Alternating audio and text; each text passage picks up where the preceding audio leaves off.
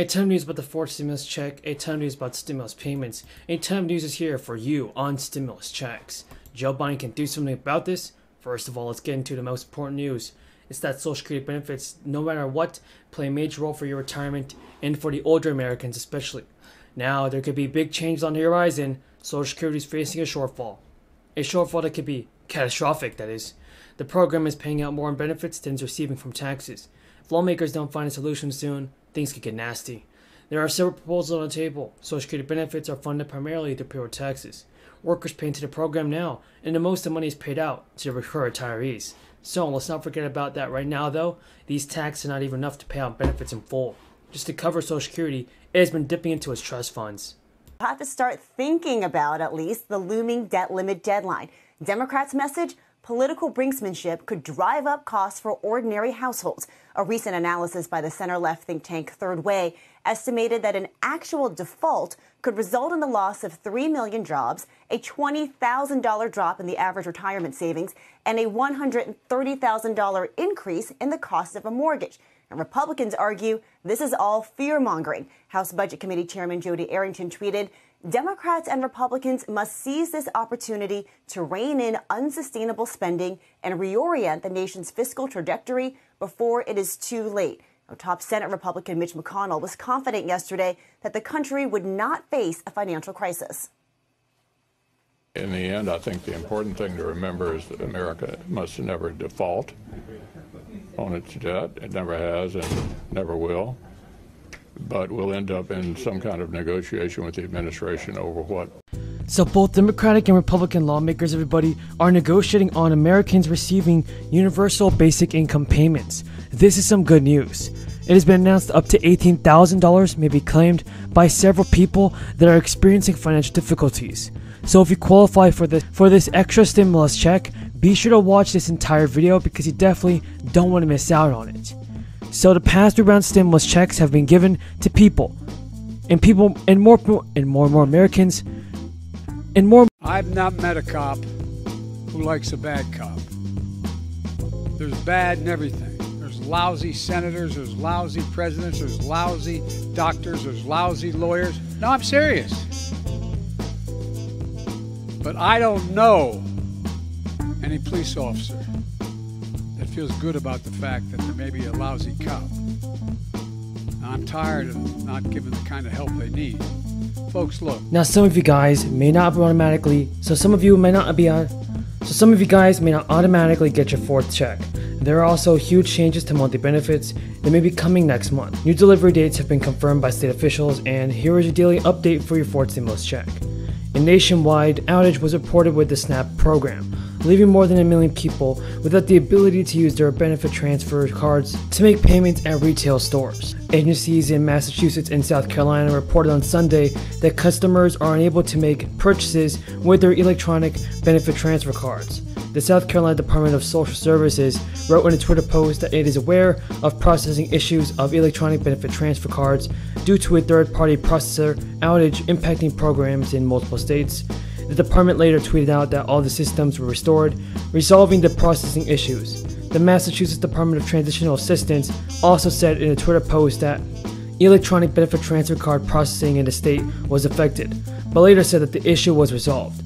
Several U.S. states have officially announced that they will offer additional SNAP benefits to eligible families. Households who meet the requirements for the extra food stamps will get these emergency allotments next month in the state's bid to provide families in need with financial aid. This assistance is intended to help households struggling to make ends meet as a result of joblessness or decreased hours of work following the crisis. Early this month, Governor Abbott announced that the state will provide more than $300 million in food benefits for 1.5 million Texas households. Now, Governor Abbott told reporters it is imperative that every family across our state has access to nutritious food. We've now, since Inauguration Day, we have given 215 million shots. And that anyone 16 years of age or older is now eligible to get. And also, folks, if you collect federal benefits, including Social Security, you should receive your stimulus check automatically. But if you have gained a dependent this year or last year, you should file your return in order to provide the IRS with the most up-to-date information. In addition, everybody, President Biden called for increasing Social Security checks by $200 per month during the crisis. And this idea has also been proposed by other politicians. Two House Democrats have separately proposed putting an emergency cost of living adjustment in place, and this would bring next year's benefits increase up to 3% from 1.3%. We all know for sure that the crisis is not helping Social Security trust funds, which were already hurting before the beginning of the crisis. Having fewer workers in the economy contributing to payroll taxes that fund the system has helped to further deplete the reserves. So this might mean, everybody, that Social Security benefits are running low. But early this month, the Social Security Administration estimated that its funds could be depleted in 2035, at which point only 79% of Social Security benefits will be payable to recipients. And this is terrible, and these estimates also do not take the crisis into account. Recent estimates from the Bipartisan Policy Center indicate that in the worst case scenario, Social Security benefits, SSI and SSDI benefits.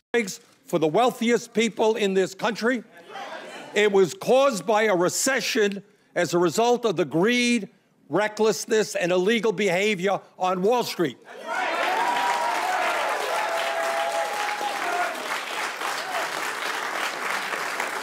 And if those are the causes of the deficit and the national debt, I will be damned if we're going to balance the budget on the backs of the elderly, the sick, the children, and the poor. Unexpected updates from the federal government. Millions of people may lose Medicaid coverage starting in 2023. There's a big change coming to Medicaid benefits. Economists and lawmakers are even urging that Congress approve more of the relief funds. A massive spending bill everybody has just passed in Congress. It will allow the states to kick some people off Medicaid starting in April. And according to estimates from the administration, this is something important to look at, because the reality is that millions of people are going to lose Medicare coverage. Medicaid is going to disappear. And since the crisis first began, enrollment in Medicaid, the health insurance program for low income, has already swelled 71 million to 90 million. So that's a 20 million increase. And so when the Biden administration first declared a public health emergency, it also barred states from kicking people off Medicaid. In a normal year, many people enroll in Medicaid, and many others leave as their income or circumstances change. States run routine checks on Medicaid members just to make sure they're still eligible for the program. So, and they don't want to throw out the people who are not. The public health emergency has halted the process. The recently passed spending bill would allow states to start kicking off people off the Medicaid coverage April 1st. The federal government will also notify people and wind down extra funds to states for the added enrollees over the next year under this proposal. Before states remove Medicaid members, they are required to check patients' eligibility and notify people that are losing coverage. So, advocates have also raised concerns about how states will notify enrollees if they are being kicked off the program and what their options are. The effort will particularly challenge for some of the country's poorest people who may have not a stable home address or access to internet or phone services. This is a problem, and so you have to check the status. Because even the omnibus spending bill allows states to drop people from Medicaid starting in April 1st.